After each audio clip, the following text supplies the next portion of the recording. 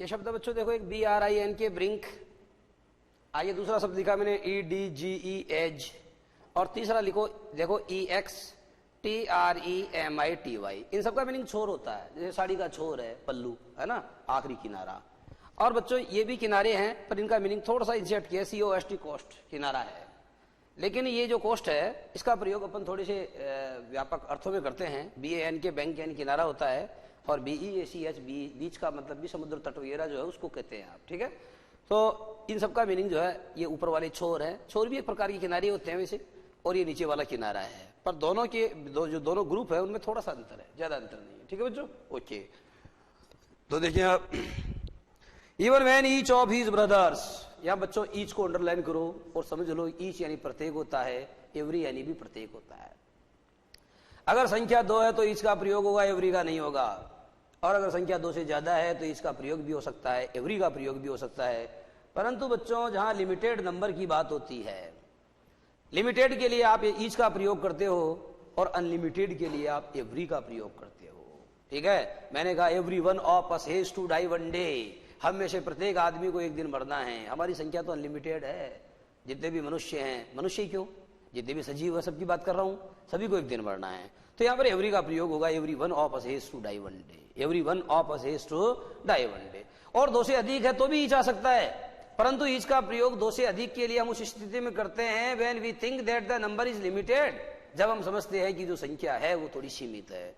जब संख्या सीमित है तो उसकी स्थिति में आपको ईच का प्रयोग करना चाहिए, और अगर संख्या केवल 2 ही है तो केवल और केवल ईच का प्रयोग होगा। आपको पता है कि सीगल जो है, सीगल का बच्चा, उसके कितने भाई हैं? 2 भाई हैं, तो दोनों भाइयों में से प्रत्येक के लिए ईच आएगा, एवरी नहीं आ सकता है, बात को समझना आप।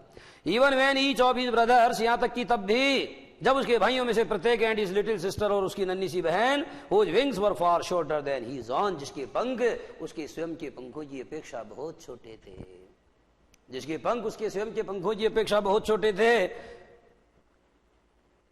रैन टू द ब्रिंक, जब वो भी दौड़ करके किनारे तक आ गए, जब वो भी दौड़ करके छोर तक आ गए। फ्लैप्ड देयर विंग्स, उन्होंने अपने पंखों को फड़फड़ाया। क्या किया? दे फ्लैप्ड देयर विंग्स, उन्होंने अपने पंखों को फड़फड़ाया। एंड फ्लू अवे, और उड़ गए। तब भी क्या नहीं कर पाया वो? तब भी वह रिक्वायर्ड क्रेज को मस्टर अप नहीं कर पाया, तब भी वह आवश्यक हिम्मत जुटा नहीं पाया। He failed to muster up courage to take that plunge, तब भी वह वैसी छलांग लगाने के लिए आवश्यक साहस को नहीं जुटा पाया। ही फेल्ड यानी वो असफल हो गया। टू मस्टर अप माने जुटाने में, करेज माने साहस, टू टेक माने लगाने के लिए, दैट प्लंज माने वैसी छलांग, तब भी वह वैसी छलांग लगाने के लिए जो आवश्यक हिम्मत है उसको जुटाने में असफल रहा। Which appear to him so desperate, और यह उसको बहुत बहुत बहुत निराशाजनक प्रतीत हुआ।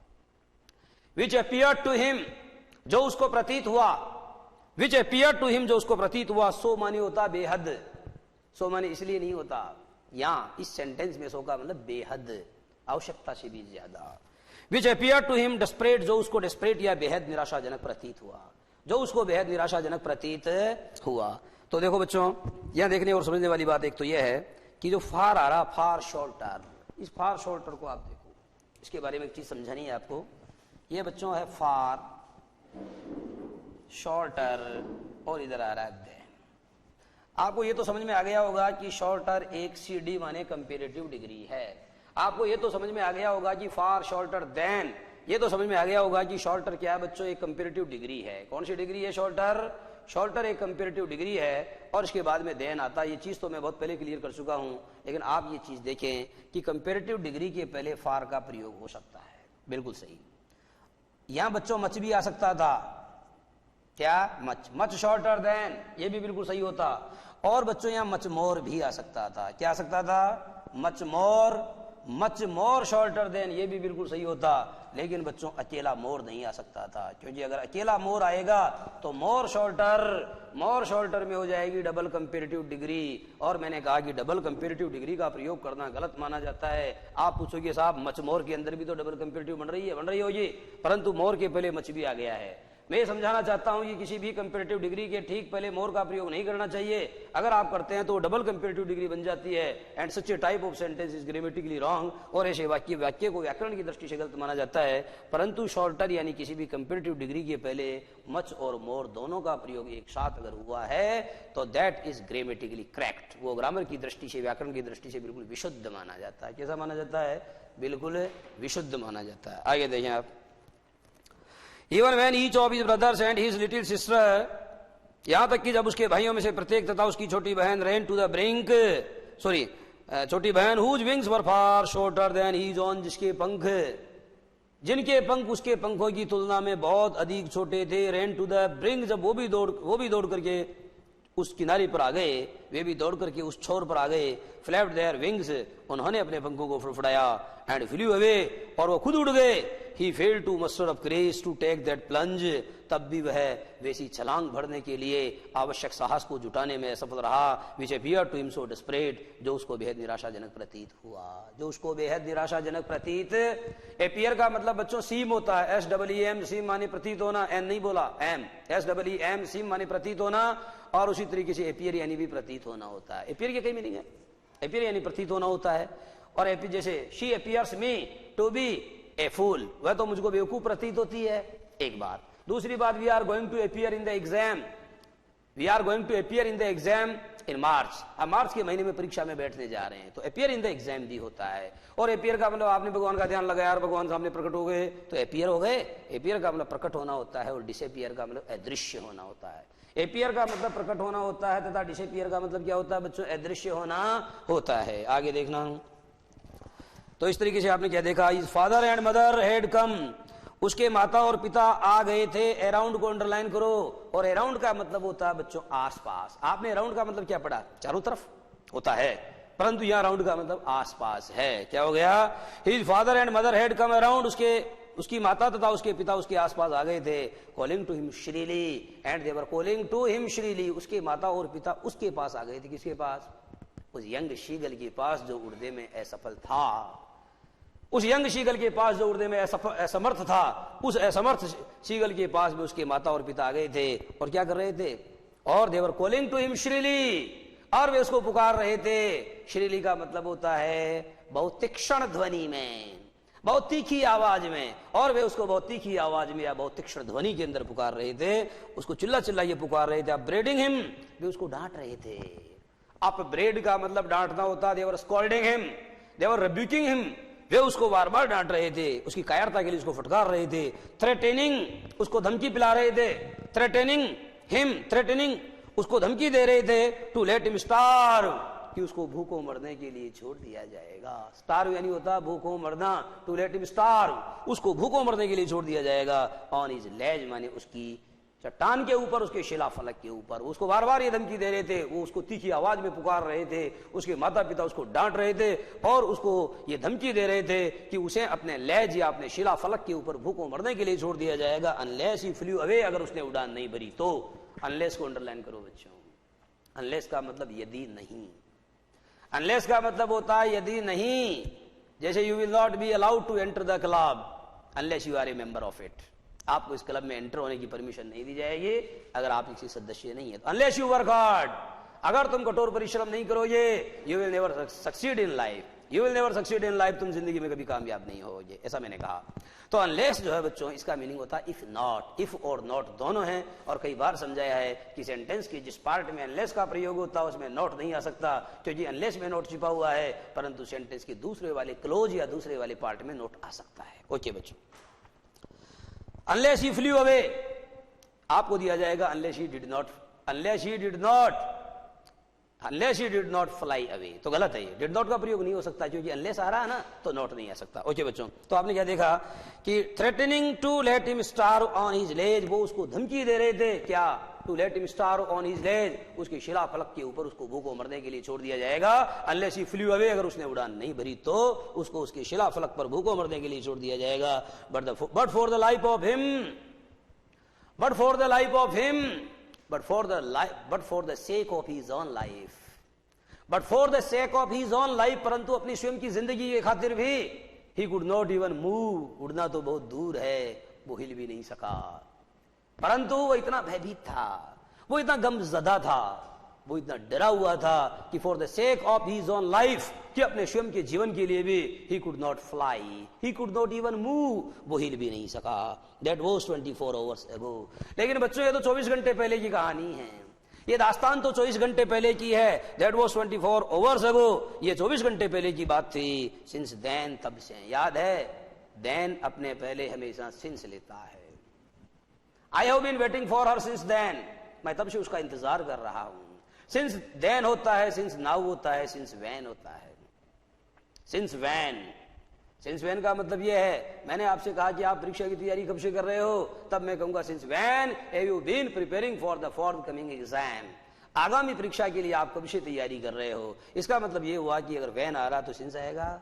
उसी तरीके से मैंने कहा since now, since now, since now होता है अब से, अब से, तब से, कब से, ठीक है। इनके लिए हमेशा सिंस का प्रयोग करना चाहिए, इनको हमेशा पॉइंट ऑफ टाइम मानना चाहिए, इनको कभी भी पीरियड ऑफ टाइम नहीं मानना चाहिए। ओके बच्चों, दैट वाज 24 आवर्स अगो, ये तो 24 घंटे पहले की बात थी। सिंस देन, तब से, nobody had come near him, तब से अब तक कोई भी उसके करीब नहीं आया। दैट वाज 24 आवर्स अगो, ये तो 24 घंटे पहले की बात थी। Since then nobody had come near him, तब से कोई भी उसके करीब नहीं आया। द डे बिफोर, एक दिन पहले, all day long, the day before, the day before, एक दिन पहले, ऑल डे लॉन्ग, सारा दिन। ऑल डे को अंडरलाइन कर लेना बच्चों, ये बहुत काम की बात है, ये बड़ी कक्षाओं में समझ में आएगी आप ये, पर अभी थोड़ा सा इतना बता देता हूं। ऑल के बाद बच्चों अगर आ रहा है पीरियड ऑफ टाइम, देखो ALL, all plus period of time, समझ में आ रहा है। All plus period of time अगर आ रहा है बच्चों, तो आपको क्या करना चाहिए, देखना, मैंने कहा all day, all night, all week, all year, ठीक है, ऑल मॉर्निंग, ऑल आफ्टरनून, ये तो सारे सही हैं बच्चों। लेकिन मजे की बात यह है कि अगर यहां पर दे दिया गया आपको क्या दे दिया गया, all the day, all the night, all the week, all the year, all the morning, all the afternoon, ये सारे गलत है। ऑल के बाद अगर पीरियड ऑफ टाइम दिया हुआ है तो उसके पहले द का प्रयोग करना गलत माना जाता है, standard rule of English grammar. ध्यान से समझो इस बात को। ऑल के बाद अगर कोई पीरियड दिया हुआ है जिसमें डे है, नाइट है, वीक है, ईयर है, मॉर्निंग है, इवनिंग है, आफ्टरनून है, इनके पहले द का प्रयोग करना सर्वथा गलत माना जाता है। बात समझ में आ गई है या नहीं आ रहा है। सिंस देन, हालांकि इसमें आगे एक सेंटेंस ऐसा भी आएगा जिसमें ऑल के बाद द आएगा, पर क्यों आएगा वो पेज में आपको क्लियर करूंगा, वहीं पर बताऊंगा। सिंस देन, तब से, nobody had come near him, तब से कोई भी उसके करीब नहीं आया। द डे बिफोर, यानी एक दिन पहले, ऑल डे लॉन्ग, सारा सारा दिन, he had watched his parents, एक दिन पहले उसने सारा दिन अपने माता पिताओं को देखा था। He had watched, उसने देखा था। His parents flying, उसने अपने माता पिताओं को उड़ते हुए देखा था। उड़ते हुए याद है, प्रेजेंट पार्टिसिपल ING, जब हिंदी अनुवाद करते हो तो हुए या करके की ध्वनि आती है। जैसे I heard some noise, I came to the window, और मैंने कहा था hearing some noise, I came to the window, कुछ आवाज सुन करके मैं खिड़की पर चला आया। उड़ते हुए, उड़ते हुए, ठीक है। उसी तरीके से मैंने आपको कहा कि मुस्कुराता हुआ चेहरा, हुआ गया ना, स्माइलिंग फेस, मुस्कुराता हुआ चेहरा, स्माइलिंग फेस, यानी वर्ब की फर्स्ट फॉर्म में ING जोड़ने को क्या बोलते हैं, प्रेजेंट पार्टिसिपल कहते हैं। और जब प्रेजेंट पार्टिसिपल की सहायता से आप दो सेंटेंसेस को कनेक्ट करते हैं तो उसका हिंदी अनुवाद करते समय जो अर्थ निकलता है बच्चों, उसके अंत में हुए या करके की ध्वनि अवश्य निकलती है। देखना इसमें भी आ रहा है। द डे बिफोर, एक दिन पहले, ऑल डे लॉन्ग, सारा दिन, he had watched his parents, उसने अपने माता पिताओं को देखा था। फ्लाइंग अबाउट, यानी उड़ान भरते हुए, या उसने अपने माता पिताओं को सारा दिन उड़ते हुए देखा था। With his brothers and sister, एक दिन पहले उसने सारा दिन अपने माता पिताओं को अपने भाइयों तथा बहन के साथ उड़ते हुए देखा था। Perfecting them in the art of flight, उनको उड़ान की कला में निपुण बनाते हुए देखा था। परफेक्ट यानी निपुण बनाना, देम यानी उनको, इन द आर्ट यानी कला, ऑफ फ्लाइट माने उड़ान, उनको उड़ान की कला में, उनको उड़ने की कला में निपुण बनाते हुए देखा था। Teaching them how to skim the waves, उनको लहरों को छूते हुए, लहरों को स्पर्श करते हुए उड़ना, कैंची मार उड़ना। ठीक है, बच्चे साइकिल चलाते हैं, कुछ लोग कैंची साइकिल चलाते हैं, क्या है, पैतरे हैं साइकिल चलाने के, अलग अलग पैतरे हैं। इसी प्रकार से पक्षी क्या है, कभी सीधे उड़ते हैं, कभी टेढ़े उड़ते हैं, कैंची मार उड़ते हैं, वगैरह वगैरह। ठीक है, तो देखो इसमें क्या बताया गया है। Teaching them how to skim the waves, wave माने तरंगे, समुद्र की लहरों को छू करके, समुद्र की लहरों का स्पर्श करते हुए उड़ना सिखाते हुए देखा था। And how to dive for fish, and how to dive for fish, और मछली के ऊपर गोता लगाना, मछली को पकड़ेंगे तो उसमें कैसे झपट्टा लगाया जाए, कैसे मछली के ऊपर गोता लगाया जाए, ये सारी कलाएं उसके माता पिता उसके 2 भाइयों तथा 1 बहन को सिखा रहे थे। एक दिन पहले उसने अपने माता पिताओं को अपने 2 भाइयों तथा 1 बहन के साथ सारा दिन उड़ते हुए उनको उड़ने की कला में निपुण बनाते हुए, उनको उड़ने की कला में निपुण बनाते हुए, उनको लहरों का स्पर्श करके उड़ना सिखाते हुए, उनको मछली के ऊपर गोता लगाना सिखाते हुए उसने एक दिन पहले ये सारे दृश्य क्या हुआ था, ये सारे दृश्य उसने एक दिन पहले देखे थे। एक दिन पहले उसने ये सारे दृश्य देखे थे। अच्छा बच्चों, डाइव फॉर, डाइव एट, दोनों सही है। देखो डाइव का मतलब तो गोता लगाना होता है, इसके बाद एट भी आता है, और डाइव फॉर ये भी सही है। ठीक है, डाइव का मतलब गोता लगाना होता है, किसी के ऊपर झपट्टा मारना, गोता लगाना। ठीक है, आगे देखना, ऐसा उसने देखा था। He had in fact, in fact यानी क्या होता है, वस्तुतः, इनफैक्ट यानी होता है वस्तुतः या वास्तव में। He had in fact यानी वस्तुतः, he had seen, उसने देखा था his older brother, वस्तुतः या वास्तव में, of course, निश्चित रूप से वस्तुतः उसने अपने बड़े भाई को देखा था। पैच इज फर्स्ट हैरिंग, उसने अपने बड़े भाई को अपने जीवन की पहली हैरिंग मछली को पकड़ते हुए एंड डिवोइड, और इसको स्वालो है निगलना, और इसको निगलते हुए देखा था। देखो क्या बोला मैंने, He had in fact seen his older brother catch his first herring, वस्तुतः उसने अपने बड़े भाई को एक हैरिंग मछली पकड़ते हुए एंड डिवोर इट, और उसको निगलते हुए देखा था। स्टैंडिंग ऑन ए रॉक, एक चट्टान के ऊपर खड़ा होकर के, while his parents circled around, जबकि उसके माता पिता ने उसको चारों तरफ से घेरा हुआ था। And they were raising a proud cackle, और वो एक गर्व भरी काऊ काऊ कर रहे थे, और वे एक गर्व भरी कुड़कुड़ की ध्वनि कर रहे थे। केकल माने होता है उनकी ध्वनि। एंड ऑल द मॉर्निंग, देखो बच्चों मॉर्निंग के पहले द आया है, थोड़ी देर पहले मैंने समझाया है कि द नहीं आएगा, फिर ये द क्यों आया है, ये उस दिन की सुबह को पर्टिकुलेट करने के लिए कहा गया। ऑल द मॉर्निंग माने ऑल दैट मॉर्निंग। देखो all that morning the whole family had walked about on the big plateau, and all that morning, और उस सारी सुबह क्या हुआ, उस दिन की जो पर्टिकुलर सुबह है, उस सारी सुबह the whole family had walked about, पूरा परिवार चलकर आ गया था ऑन द बिग प्लेट्यू, पूरा परिवार चल करके उस बड़े पठार पर आ गया था। किताब के अंदर देखो बच्चों एक छोटा सा चबूतरा बना हुआ है ना, ये प्लेट्यू, ये पठार है। क्या है, भूगोल में पढ़ते हुआ, डेक्कन प्लेट्यू, दक्कन का पठार वगैरह। ठीक है, तो सारे के सारे लोग चल करके उस चट्टान के पठार के ऊपर आ गए थे। एंड ऑल दैट मॉर्निंग, और उस सारी सुबह the whole family had walked about, पूरा परिवार चल करके आ गया था ऑन द बिग प्लेट्यू, पूरा परिवार चल करके उस बड़े पठार पर आ गया था। मिड वे डाउन, जो बीच में स्थित था नीचे की ओर, जो नीचे की ओर बिल्कुल बीच में स्थित था। द अपोजिट क्लिफ, जो सामने वाली जो क्लिफ है, सामने वाली जो सीधी चट्टान है, उस सामने वाली सीधी चट्टान से नीचे की तरफ जो बीच में स्थित था। And the family members were taunting him, और परिवार के सभी सदस्य यानी माता पिता, उसके भाई तथा उसकी छोटी भगिनी, what were they doing, they all were taunting him, वे सब के सब उसके ऊपर ताना मार रहे थे, वे सब के सब उस पर व्यंग्य कर रहे थे, उस पर तंज कस रहे थे। क्या कस रहे थे, उस पर तंज कस रहे थे। वर टॉन्टिंग हिम विद हिज कवार्डिस, उसकी बुजदिली, उसकी कायरता, उसका डरपोकपन, उसका दब्बूपन जो है, उसको लेकर के सभी लोग उसकी मजाक उड़ा रहे थे, सभी लोग उसकी मजाक उड़ा रहे थे। बच्चों ऊपर वाले सेंटेंस पे आओ, he had in fact seen his older brother, older को अंडरलाइन कर लो।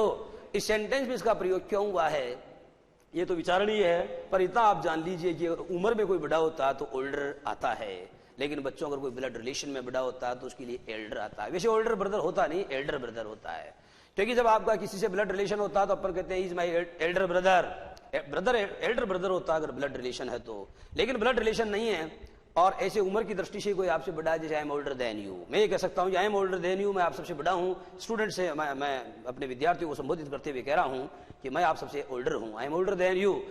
लेकिन मैं ये नहीं कह सकता हूँ कि I am elder to you. याद है ओल्डर अपने बाद देन लेता है, एल्डर अपने बाद में टू लेता है। एल्डर का प्रयोग तो ब्लड रिलेशन के लिए होता है और ओल्डर का प्रयोग उम्र के लिए होता है, उम्र के लिए होता है। परंतु बच्चों यहाँ पर इसने भाई भी बता रहा है और ओल्डर भी बता रहा है, ये बात तो बहुत विचारणीय है।